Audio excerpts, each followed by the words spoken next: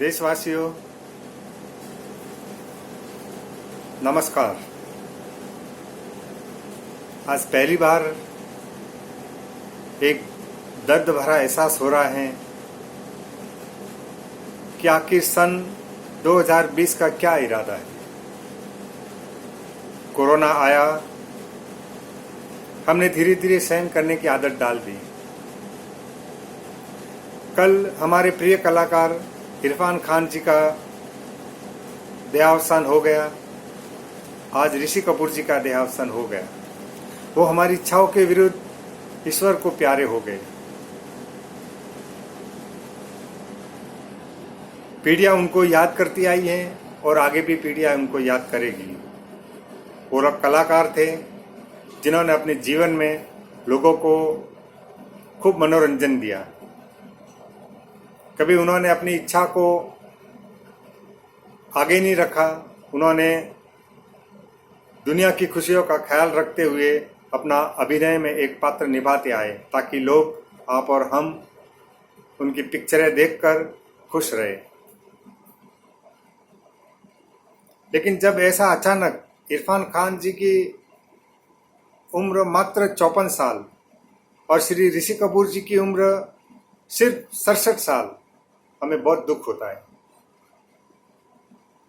कि जब फिल्म जगत के कलाकार हमको छोड़कर ऐसे ही चले जाते हैं तो आम इंसान कुछ भी सोचने पे मजबूर हो जाता है।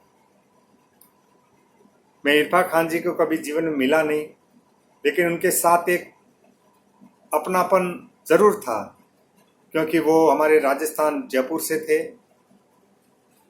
लेकिन ऋषि कपूर जी को मैं हमारे प्रिय मित्र रंजीत कुमार सुराना के साथ में उनको बहुत बार मिलने का सौभाग्य मिला है और मैं अपने आप को धन्य समझता हूं कि ऋषि कपूर जी को मिलके एक विशेष ऊर्जा मिलती थी। वो लाल बाग गणपति के बहुत ही बड़े भक्त थे और उनके एक ही कहने पे श्री रंजीत भाई सुराना उनके दर्शन की व्यवस्था कर देते थे और उनके बाद सिरा मेरे पास फोन आता था और मैं भी भगवान के दर्शन करने चले जाते थे। वो महान भक्त थे। आज गणपति बापा भी एक भक्त को खो दिए हैं और मेरा ये सौभाग्य है कि जब भी वो लाल बाग गणपति के दर्शन करते थे तो उनका तिलक वहां के गुलाल से मैं करता था। ये मेरा सौभाग्य था और वो शहर से बच्चे के भांति उसको स्वीकार करते थे।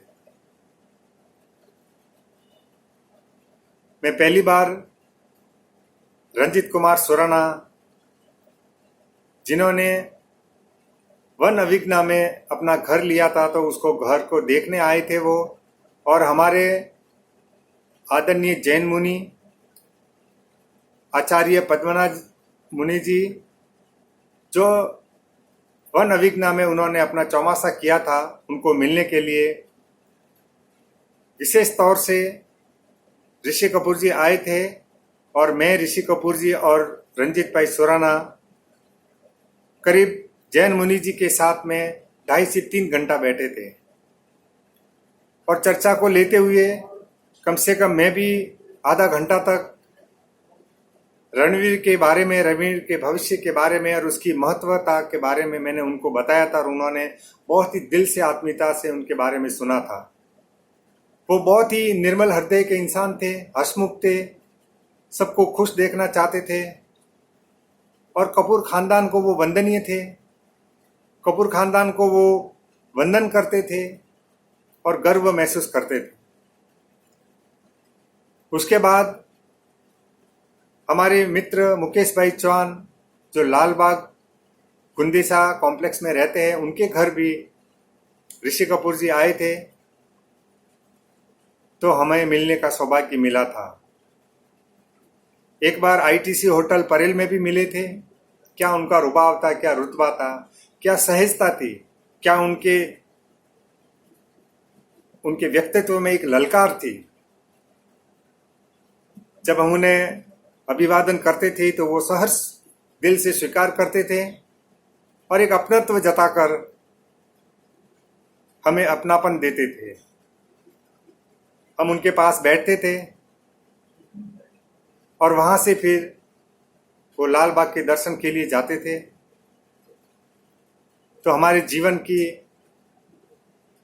ये बहुत ही गोल्डन मोमेंट थे जो हमने कई बार ऋषि कपूर जी के साथ बिताए। आज हमें बहुत दुख है, हमारे घर वालों को बहुत दुख है, मेरे मित्र रंजीत भाई सुराना को और उनके पूरे परिवार को आज बहुत ही दुख है, क्योंकि उनके घर जैसे संबंध थे। उनकी बेटी की शादी में ऋषि कपूर जी, नीतू सिंह आए थे और हमेशा उनके साथ रोजाना व्यवहार था। आज वो बहुत दुखी है। मैं ईश्वर से यही प्रार्थना करता हूं कि उनको, उनकी आत्मा को शांति दे, नीतू जी को ये दुख सहन करने की शक्ति दे और रणवीर और रिद्धिमा को भी शक्ति दे।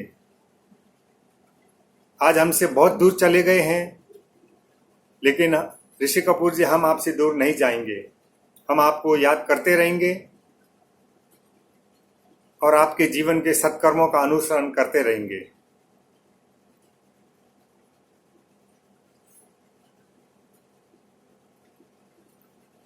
और फिल्म जगत में ऋषि कपूर जी का एक अंदाज ही अलग था। उन्होंने जितनी भी पिक्चरें की, ज्यादातर उन्होंने नई हीरोइन के साथ पिक्चरें की थी, जिसका उनका अंदाज ही एक बहुत हल्का फुल्का होता था, जो आम जीवन में आम लोगों तक वो अपनी बात कह जाते थे अभिनय के द्वारा। आज काल देखो, आज कोरोना के काल में न हम वहां जा सकते हैं, न उनको श्रद्धांजलि दे सकते हैं, लेकिन हम आपको तहे दिल से हाथ जोड़कर हमारे पूरे परिवार की ओर से आपको श्रद्धांजलि देते हैं कि हे ईश्वर, उनकी आत्मा को शांति देना। जय हिंद।